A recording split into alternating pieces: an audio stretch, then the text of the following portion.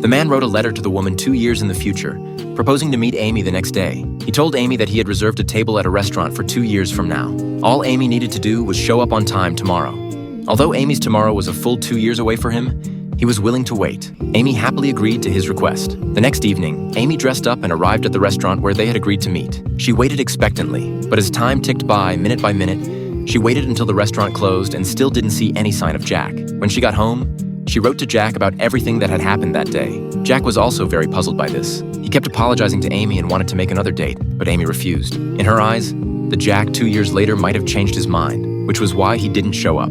This romance that spanned time and space was ultimately unrealistic. In the end, she chose to cut off contact with Jack. From that day on, Jack never received another letter from Amy, but he still insisted on sending one out every day. However, as the letters in the mailbox piled up like a mountain, Jack finally realized that Amy would never come back. 2 years passed in a flash, but Amy's feelings had changed. She reconciled with her ex-boyfriend, even though she knew she didn't love him. Meanwhile, the Jack in 2006 had adapted to life on his own and had started a renovation company with his younger brother. Not long after, Amy decided to hire an architect to remodel her house. They went to the renovation company to discuss the plans. Just as they were about to leave, Amy happened to see an incredibly familiar design on the wall of the office. The drawing was of the lakeside cottage she had once rented.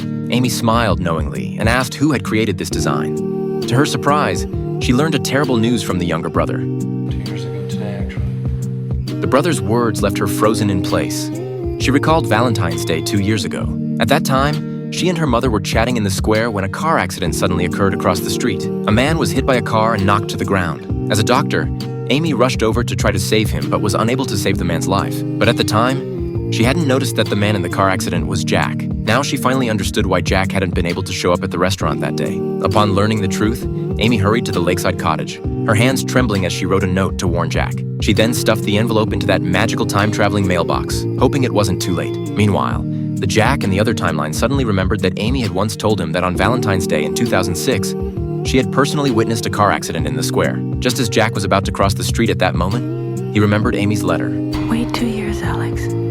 Come to the lake house. That unreachable lover was just across the street.